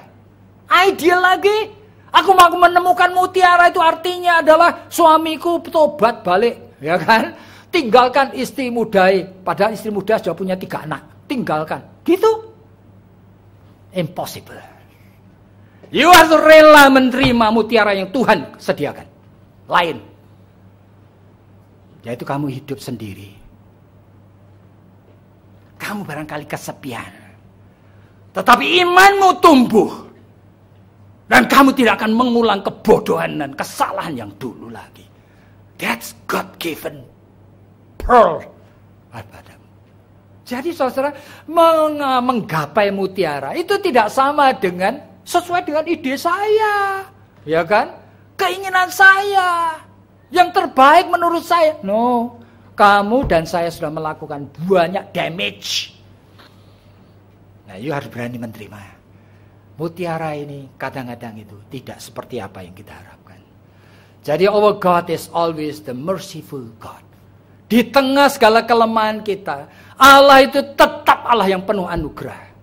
Sehingga apapun yang belepotan dosa tidak karuan pun, tetap orang percaya kayaknya bisa melihat Roma 8 ayat 28. Segala sesuatu bekerja bersama-sama bagi orang yang mengasihi Dia. Sampai ngerti. Saya rela menerima gitu ya. Matius 19 ayat 6. Meskipun Tuhan itu mengatakan, kita iling. Barangkali banyak orang yang menikah itu ceroboh semaunya sendiri, menikah dengan orang yang tidak seiman, tukang mabuk yang kemudian abuse ke seluruh keluarga dan sebagainya dan sebagainya dan sebagainya dan sebagainya. Aneh sekali Tuhan. Karena Engkau adalah anakku. Kecerobohan, kesalahanmu menikahi sama laki-laki itu, aku akui, aku yang menikahkan kamu. Aneh. Ini our God. Sehingga Tuhan mengatakan, apa yang sudah kusatukan? Kita akan tanya, Tuhan, masa Engkau menyatukan aku dengan laki-laki, maaf ya, yang brengsek itu? Tuhan mengatakan, itu kesalahanmu. Tapi aku rela ngaku, aku yang menyatukan. Supaya kamu punya iman itu adalah iman yang dahsyat, melebihi akan perasaan dan pikiranmu sendiri.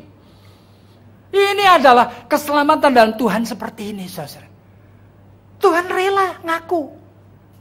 Dulu yang milih suami itu kamu dewek. Dan keliru. Tapi kamu anakku. Aku akan ngakui. Jangan cerai sekarang. Nah, ini persoalannya menjadi masalah di sini. Jadi mutiara yang Tuhan sediakan itu tidak seperti yang kita pikir-pikir ini loh. Dalam 1 Korintus 15 ayat 58 dikatakan, dalam persekutuan dengan Dia, segala upaya kita tidak pernah menjadi sia-sia. Sehingga kalaupun sudah divorce, tetap masih tidak sia-sia. Ya, oleh karena mutiara dari Tuhan tetap disediakan. Yuk ambil. Sehingga sisa hidupmu, meskipun orang lain akan ngenyek, pandang enteng. Ya toh, kamu gagal. Berarti Tuhan tidak bisa mengakurkan kamu sama suamimu. Saudara diperkenan Tuhan. Oleh karena apa? Saudara obedient menurut kepada Tuhan. Itu mutiara yang dahsyat. Lebih daripada segala sesuatu yang sudah bayangkan. Jadi mutiara yang kita gapai itu apa? Ya itu kita mengerti sekarang. Saudara, tadi juga kita tahu, kita harus mengerti akan 3 level kesadaran ini. Meskipun saya kasih satu contoh, ya kan? Suami mengaku bersalah. Saya tergoda. Tapi cuma 1 kali. Hubungan seks dengan orang cuma sekali. Dan aku berjanji aku memutuskan hubungan dengan wanita itu. Nah, kadang-kadang kan banyak wanita suaminya ngomong gini langsung percaya. Tapi dalam hati kecil curiga. Ya, dalam hati kecil ragu-ragu. Nah, saudara harus hati-hati. Banyak laki-laki ngomong seperti itu ada 3 level kesadaran. Secara sadar dia tahu sekali. Dengan ngomong itu, dengan bersumpah, dengan berjanji, ya, dengan membuktikan HP ku yang lama sudah tak ganti nomornya, apa, kan? Sudah tidak ada kontak, lihat oh dewek. Nah, udah. Ini secara sadar dia lakukan supaya istrinya percaya. Tetapi laki-laki yang pernah secara khusus dan hubungannya itu diulang beberapa kali. Saudara jangan percaya. Oleh karena apa? Di belakang ini, ya ke level pre-conscious, dia pasti menyimpan memori-memori yang tidak mungkin bisa dihapuskan. Adegan dengan wanita ini yang bisa melayani aku sampai seperti itu. Istriku tidak bisa. Kadang-kadang aku kangen sama dia. Aku menginginkan lagi. Ini masih ada di pre-conscious. Cuma tidak diucapkan. Dan unconscious itu oleh karena apa? Ya kan? Aku lahir dari besarkan dan keluarga tidak pernah memberi tanggung jawab. Selalu dapatkan apa yang aku minta. Nah, sehingga dalam unconscious, aku merasa berhak. Segala sesuatu yang kuinginkan aku harus dapatkan. Ini sudah terpola di dalam alam unconscious. Jadi saudara pada saat dealing dengan problem. Ini masalah konseling sekarang. You jangan percaya pengakuan orang di dalam consciousness. Never. Oleh karena manusia menyimpan ada ratusan memori di dalam preconscious yang dia tahu. Dan ada dorongan-dorongan dari unconscious yang dia tidak mampu taklukkan. Nah, saya ingin supaya dengan ini kita waspada. Pada saat kondisi seperti itu, lalu apa mutiara yang masih dapat ditemukan? Saudara kenali diri sendiri. Menolong suamimu dan suami itu kenali diri sendiri. Lalu naikkan, ya kan? Dari bagian yang unconscious tadi. Tuhan, lah aku katakan kepada engkau Tuhan. Aku ternyata sudah terbiasa memanjakan diriku karena papi mamiku dulu memanjakan aku sehingga saya merasa berat selalu mendapatkan apa yang aku mau. Tuhan tolong, oleh karena ini itu tidak baik. Nah, katakan itu kepada Tuhan. Yang preconscious, Tuhan aku memori, aku lihat istriku, aku bosan, aku ekeling terus sama pacarku yang itu. Tuhan kenapa aku begini? Aku ingin supaya ini dibereskan kepadamu. Nah, jadi jangan cuma digumul-gumuli aja. Naikkan ke consciousness. Say it to God. And He will help you. Yang tidak mungkin, Dia akan menolong. Sehingga nanti kamu tidak lagi terus, tahu-tahu kalau lagi sendiri pikirannya fantasi ke sono. You akan tidak begitu. Nah, persoalannya adalah kenali 3 level ini. Ini career woman, ya kan? Contohnya. Yang tidak konsisten dan selalu uring-uringan setiap hari dengan domestic job yang ada di rumahnya. Yang harus ia tangani. Tetapi dia adalah pribadi yang rajin membaca Alkitab dan mengikuti seminar-seminar. Nah, saudara. Nah, ini kalau suami menghadapi istri yang seperti ini. Apa sih yang sebetulnya saudara kenali dia? You mesti kenal siapa istrimu ini. Tapi istri juga mesti kenal. Aku ini siapa ini? Kok kayak gini? Ya kan? Di dalam consciousness, aku tahu sebetulnya itu. Aku sedang memilih pekerjaan yang tingkah laku, kegiatan yang aku sukai. Nah, sekarang belum tentu baca Alkitab yang aku sukai. Tapi itu akan bisa memberikan kesan kepada suamiku. Aku wanita yang baik. Oke? Ini consciousness. Tapi sebenarnya dalam pre-conscious, aku ini kalau baca Alkitab tuh muyeng, mumet, bosen. Nah, you harus tahu ini. Sehingga yang aku baca terus-menerus cuma Mazmur, tidak pernah baca yang lain. Nah, you mesti tahu. Sehingga kalau aku doa pun, sebagai wanita yang kelihatan saleh ini, aku doa itu cuma minta-minta supaya usahaku maju. Aku tidak pernah doa dengan serius mengenai masalah rohani, anak-anakku, bagaimana, tidak pernah. Kenali dirimu. Dan di dalam unconsciousness, kenali. Apa yang menyebabkan kamu begitu? Pengalaman masa kecil apa yang menyebabkan kamu begitu? Ya, barangkali seperti tadi juga. Dari keluarga yang terlalu memanjakan, protektif, yang tidak pernah ngajarin kamu itu bertanggung jawab. Ya kan, mengatur rumah tangga atau membantu mami di dapur dan sebagainya.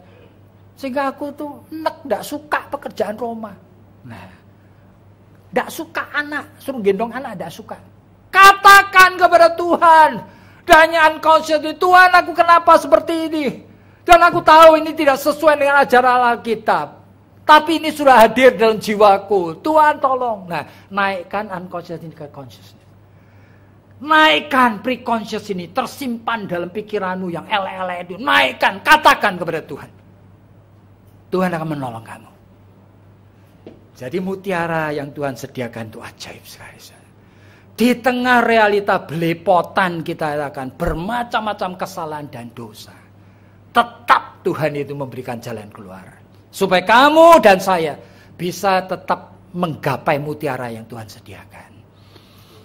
Dan menemukan mutiara itu hanya dimungkinkan bagi mereka yang memiliki kelima hukum tadi. Ya kan? Sehingga konseling, oleh karena ini bicara Life Spring, itu adalah pelayanan yang menghadirkan kesadaran diri. Sampai klien kemudian menginginkan untuk memiliki 5 hukum tadi. Dan menginginkan untuk belajar menyesuaikan hidup dengan God purpose. Nah, keinginan itu sebagian besar dari kita belum miliki. Tidak apa-apa. Tapi melalui konseling itu akan ditolong untuk memilikinya. Nah, siapa yang ingin menemukan mutiara tersebut? Yaitu individu yang menghargai apa yang Tuhan sudah berikan. Sehingga ingin menyesuaikan diri dengan God's purpose. Dan ini hanya mulai jikalau level saudara itu individuatif reflektif. Jadi kalau belum, saudara mulai belajar naik. Kemudian yang kedua, individu yang memang jiwanya itu teachable. Sehingga mendengar ceramah ini akan take it personally dan seriously. How? Nah, kita mulai dengan membuat make peace with ourselves. Kita berdamailah dengan diri kita sendiri. Jangan selalu masalah apa selesaikan secara fenomena, enggak begitu. Mulai dengan diri sendiri, gitu ya. Nah, lalu kita belajar obedience, kita patuh. Nah, kita mempunyai obedience yang wise. Bukan asal patuh, bukan begitu ya kan. Ya seringkali harus kita mungkin sebagai istri belajar sekarang itu quiet. Kalau seringkali bertengkar, belajar untuk diam. Belajar untuk stop talking, tidak bicara banyak. Belajar untuk stop doing anything, including keinginan untuk fixing suami. Oleh karena apa? Sedang di dalam suatu proses saya menyesuaikan diri dengan Tuhan. Jadi jangan saudara, wah masalah saya begini, jalan keluarnya apa? Itu fenomena. Tapi mulai dengan diri sendiri. Nah kita itu begitu kita mendekatkan kepada Tuhan dan belajar obedient. Aneh, waktu akan mengubah hidup kita. Kita nanti mulai melihat, ya kan? Kita belajar learn to listen what the Lord itu will say. Apa Tuhan itu ingin katakan. Melalui anything. Termasuk your spouse uniqueness and weaknesses. Termasuk keunikan daripada pasanganmu dan kelemahan pasanganmu. You mulai bisa listen, bisa accept, bisa understand. Aneh sekali. Nah ini permulaan yang baik. Lalu you will put everything in order. Sehingga nanti saudara bisa melihat. Ini bukan cuma gejala. Wah suamiku kalau ngomong kayak gini. Atau suamiku pernah berzina. Nah jangan itu. Sesuatu itu punya banyak variabel. Nah, variabelnya nanti akan ditata mulai di dalam ordernya. Dan saudara akan discover some of your spouse weaknesses. Sebagian daripada kelemahan dari suamimu atau istrimu itu dilakukan itu tidak ada intention sebetulnya untuk melukai kamu. Benar. Jadi jangan cuma kumpulkan wah suamiku itu brengsek apa, jangan begitu. Ya nanti akan diberi pimpinan Tuhan sampai kamu melek. Ternyata, oh suamiku gitu. Sebetulnya dia tidak sengaja. Oleh karena aku melihat dia itu menyesal. Dia minta maaf. Meskipun terulang-ulang. Tapi dia tidak berdaya dan kelemahannya sendiri. Nah itu. Lalu kita tahu he feels sorry for that. And you have to learn to accept him atau her as he atau she is. Jadi mutiara itu sebetulnya itu sesuatu yang ajaib. Yang ketiga, mungkin yang terakhir, itu akan menjadi new God-given condition dalam marriage you. Setelah you sendiri itu nanti make peace, berdamai dengan diri sendiri. Lalu saudara sudah mulai melihat, oh ternyata perjalanan pernikahan saya belum telat. Saya bisa mulai dari sini. Nah itulah, ya kan? Lalu pertanyaannya, will you use it? Apakah engkau bisa mau memakai kesempatan itu untuk rekonsiliasi? Ya kan? Apakah you mengizinkan Tuhan terlibat di dalamnya? Oleh sebab itu, jadilah makhluk manusia-manusia rohani. Oleh karena kalau Tuhan bersama tidak ada yang impossible. Will you allow a counselor involved? Apakah kamu juga rela untuk dibantu oleh counselor? Oleh karena seringkali Tuhan memakai counselor itu untuk menjadi ujung lidahnya. Nah, izinkan untuk itu. Will you change your roles? Apakah kamu mulai berani mengubah peranmu? Saya seorang wanita karier, saya seorang wanita yang dominan, saya seorang wanita. Nah, Kalau itu ternyata membuat suamimu terpuruk, menjadi pasif, menjadi tidak percaya diri, you masih mau memakai role yang sama. Pertanyaan itu, you mesti belajar. Tapi seperti tadi urutannya, kalau you belum menemukan, ya bisa berdamai dengan diri sendiri. Ini hanya menjadi sesuatu resep-resep you nggak bisa pakai secara konsisten. You hanya pakai sekali, nanti minggu depan balik lagi. Makanya ini perlu ada sesuatu langkah-langkah yang lebih konsisten. Nah itu. Jadi Tuhan memberkati kita semua untuk apa yang kita dengar pada pagi hari ini. Mari kita tunduk kepala dan kita berdoa. Tuhan, kami tahu kami semua lemah, tapi kami menantikan pertolongan oleh karena percaya. Engkau Allah yang hidup, Engkau Allah yang merciful, Engkau Allah yang caring, yang peduli. Engkau Allah yang sangat mengasihi kami. Pimpin supaya kami tidak putus asa dengan kehidupan ini.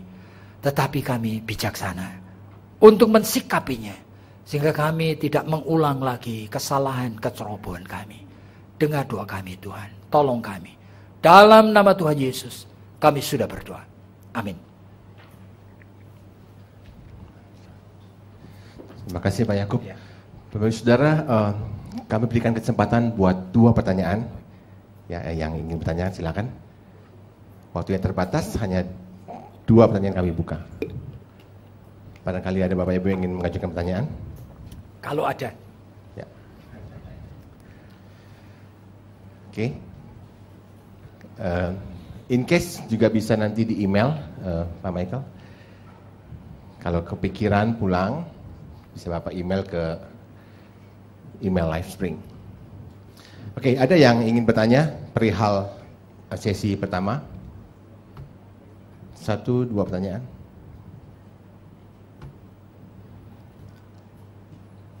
Oke, silakan.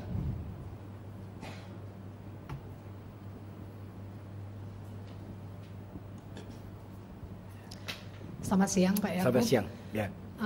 Saya mau tanya, jadi saya ini ada KTB pastor wife. Jadi istri-istri hamba Tuhan yang kami berkumpul dan kami ada KTB untuk melakukan setiap berkala gitu ya. Dan kami membahas satu tema yaitu intimate issue. Apa? Intimate issue. Oh. Nah, di dalam pembahasan itu memang agak sensitif. Tetapi yang mengagetkan saya adalah ketika ada satu rekan yang dia sharing kepada kami bahwa sebenarnya kalau dilihat kehidupan pernikahan mereka oke, begitu ya. Terus dia mengatakan bahwa kenapa suaminya di dalam mereka melakukan hubungan intim bisa terjadi setelah 2 bulan, 3 bulan. Padahal mereka tidak dalam kondisi berantem atau ini ya, tidak. Suaminya seorang hamba Tuhan yang sangat, boleh dibilang sangat dipakai ya, sering diundang khotbah keluar, begitu. Dan di pelayanan di gereja pun oke. Dan istrinya ini seorang yang sangat penurut kalau saya bilang ya. Sangat penurut kepada suami. Mengikuti apa yang menjadi kehendak suaminya. Jadi dia seorang penginjil, istrinya juga penginjil, tetapi jadi istri yang betul-betul tinggal di rumah yang tidak pelayanan sama sekali, hanya mengurus anak dan mengurus rumah. Begitu. Tetapi kemudian kami kaget sekali ketika dia mengalami satu problem rumah tangga yang demikian. Dia frustrasi, tetapi ketika dia berhadapan dengan suaminya, ya efeknya apa untuk si istri ini sebenarnya? Dia sebenarnya tertekan dan stres. Oh, tertekan? Iya. Dia sampai mengeluarkan kalimat kepada kami bahwa saya tidak tahu soal masalah ini. Dia merasa ini kayaknya ada yang tidak wajar. Jadi muncul kecurigaan begitu? Dia tidak sampai curiga karena memang suaminya selalu ada di rumah. Dan aktivitas suaminya dia tahu bahwa dia keluar pergi pelayanan. Tapi kemudian dia merasa apakah pernikahan saya ini bisa saya pertahankan atau tidak. Tapi dia tidak punya kemampuan untuk mengungkapkan hal tersebut kepada suaminya. Begitu.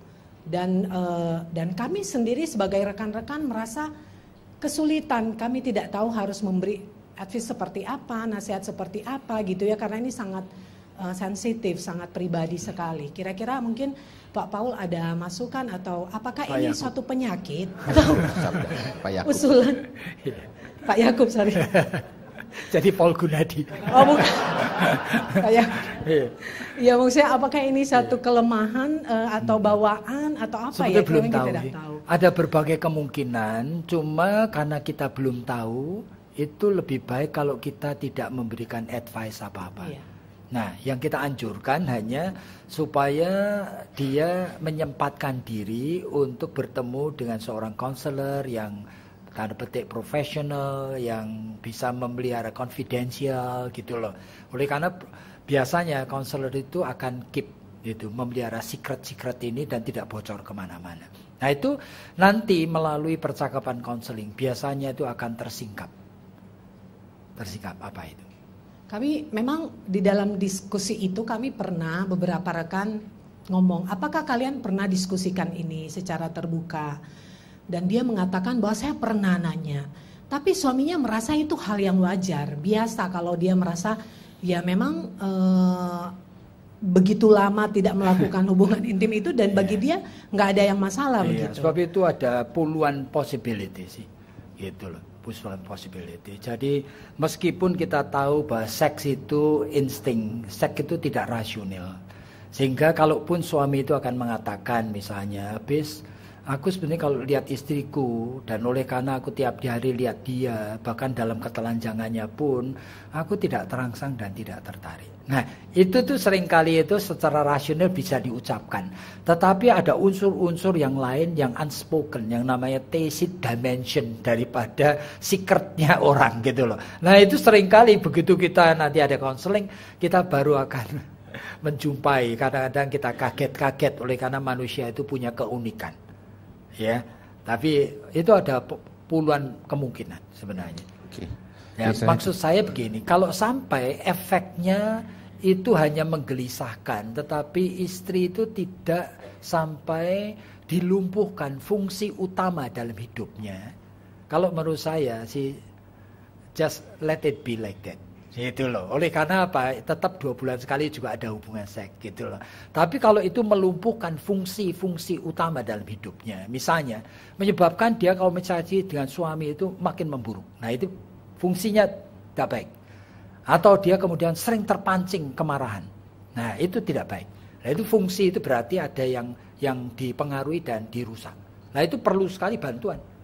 Gitu. Tapi kalau ada banyak istri yang cuma sharing, tapi sebetulnya cuma menggelisahkan dia gitu untuk sementara. Padahal di dalam aspek yang lain hubungan sama suami itu baik sekali gitu loh. Jadi itu hal yang kita itu juga harus tahu. Seringkali itu ada orang yang cuma butuh untuk katarsis, keluarkan unek-uneknya. Gitu. Oke, baik. Satu lagi terakhir. Satu lagi terakhir. Yang mana nih? Bapak ini? Ya 2 tidak apa-apa. 2, ya, oke, nggak apa-apa. Pak, Iya. nanti Bapak, nanti Ibu ini ya. Iya, Oke. terima kasih Pak Yakub. Saya mau tanya tentang tahapan iman itu. Apakah itu memang tergantung dari struktur jiwa seseorang atau bisa dipelajari, bisa ditingkatkan? Bisa. Terus ada ininya mungkin Pak, seperti kita tesnya gitu supaya kita tahu ada di mana, karena kadang-kadang kan kita kalau dari penjelasan dari Pak Yakub, oh kayaknya di sini, kayak di sini, sepertinya di semua tahap tuh ada gitu Pak. Iya, Jadi iya. mungkin supaya bisa lebih tahu Iya. persisnya kita nih ada Iya. di mana. Karena sebetulnya ini manifestasi sebetulnya dari struktur. Jadi jiwa kita ini loh. Nah makanya tadi saya katakan kalau iman itu sendiri konten isinya tidak bisa diukur. Tapi struktur bisa, sehingga melalui begini-begini diharapkan orang yang struktur di bawah itu gelisah dan ingin naik. Nah, biasanya tidak loncatan. Misalnya kalau dia level 1 di bawah, tidak bisa tiba-tiba ke 5, tidak bisa. Jadi dia itu mulai bertahap. Itu bisa. Oleh karena sebetulnya manusia itu bisa beradaptasi dan sebenarnya bisa belajar. Ya, oke. Oke. Siapa tadi? Ya, Bu.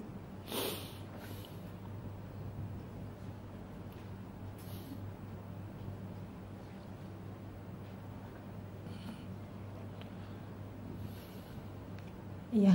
hampir sama sih Pak pertanyaannya. Cuman saya tadi berpikir dengan kehidupan yang ada di keluarga saya, mungkin bapak saya ada di bawah level mungkin ya Pak, level imannya itu mungkin di bawah individuatif itu gitu loh. Jadi kadang kalau menghadapi masalah tuh saya pikir kok kayaknya mentok gitu Pak. Kebetulan bapak saya juga umurnya udah di atas 70 tahun. Itu how to deal-nya gimana gitu ya Pak. Jadi kadang-kadang kasihan gitu, kadang dia suka ngadepin masalah tuh ya balik lagi ke situ lagi. Ya mungkin dari anak-anaknya sih bisa, cuman tadi saya mendengar ini saya jadi teringat akan ya mungkin memang udah level mungkin struktur jiwa sama imannya apa mentok di situ. Jadi kadang kita kasih apa ya maksudnya supaya dia bisa naik gitu kok.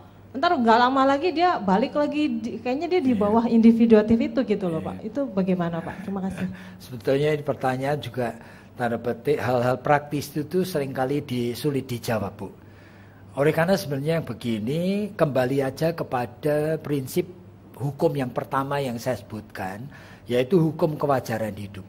Nah, meskipun dia itu strukturnya di bawah, itu semua orang itu responsif terhadap perhatian, penghormatan, dan cinta kasih. Jadi kalau YouTube perhatikan gitu ya, mensikapi dia sebagai orang yang spesial. Kadang-kadang you buatkan makanan khusus, meskipun omongannya tidak enak atau apa, itu lama-lama dia akan tahu. Dia akan meresponi dengan lebih baik. Dan biasanya dengan hukum yang kewajaran aja, manusia itu sebetulnya itu terpaksa ya kan, nanti ingin memperbaikinya. Jadi saya harap itu aja yang dipakai supaya tidak usah terlalu idealistik, nanti kecewa. Ya, oke. Saya percaya banyak sekali pertanyaan yang Mbak Bebe tanyakan, tapi karena waktu sangat terbatas. Yeah. Oh, satu lagi. Oke, terakhir ya, satu lagi. Tadi saya ada lihat dengar satu statement dari Pak Yakub kan. Saya ada ambil dari Alkitab bahwa maksudnya itu apa yang dipersatukan sama Tuhan tidak bisa dipisahkan. Hanya kematian yang bisa memisahkan itu. Tadi saya ada dengar sedikit statement dari Pak Yakub bahwa apa yang dipersatukan Tuhan kalau itu di postpone suatu hari, kalau dia itu sama Tuhan, dia tetap akan diberkati atau tetap dia diberkati gitu ya. Saya masih kurang ngerti soal statementnya seperti ini karena saya rasa agak sedikit berlawanan sama Alkitabiah gitu. Terima kasih Pak. Iya. Jadi itu jawabannya agak panjang. Jadi sebetulnya kita itu kadang-kadang membaca Alkitab itu lupa bahwa Alkitab itu penyingkapan Tuhan dua macam. Jadi penyingkapan Tuhan seperti apa yang Tuhan mau di surga sono. Ya, tidak ada perubahan. Apa yang ditetapkan Tuhan harus jalan. Tidak ada satu unsur dosa pun. Itu Tuhan di sono. Jadi apa yang sudah menikah tidak ada perceraian. Ya. Tapi Tuhan yang ajaib yang ada di sono tahu kita hidup di sini dalam kondisi dunia yang berdosa, yang berlepotan dan kelemahan manusia.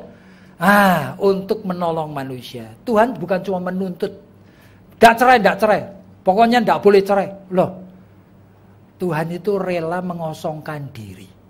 Itu Filipi pasal 2. Menjadi sama seperti kita. Yang tidak ideal.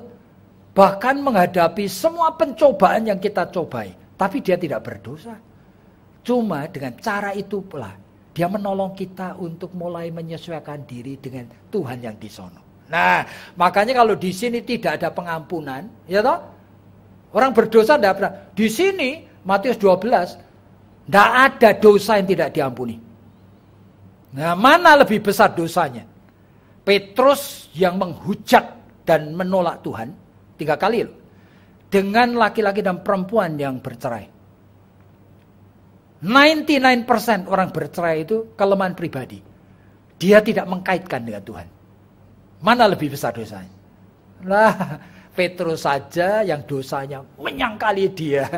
Tuhan itu ketemu dia khusus. Apakah engkau mengasihi aku, Petrus? Nah, ini jalan Injil itu seperti ini. Sehingga membaca Alkitab tidak boleh satu bagian, gitu ya. Sehingga misalnya saya pendeta, ada anggota yang sudah bercerai, mau melayani boleh enggak? Saya tanya dulu. You bertobat atau belum? Nah, kalau sudah bertobat tetapi tidak ada jalan balik ketemu dan hidup bersama suaminya lagi, karena suaminya sudah menikah lagi, punya anak 5 sama perempuan lain. Pertobatan membuat kamu itu sederajat dengan saya yang tidak melakukan. Kalau saya menjadi hamba Tuhan, saya boleh dia jadi majelis pun. Oleh karena apa? Dia sudah diperbarui di hadapan Tuhan. Nah, itulah persoalannya. Jadi meskipun kita itu sudah fatalistik kadang-kadang kondisinya, mutiara dari Tuhan tetap diberikan. Tidak pernah Tuhan itu kehabisan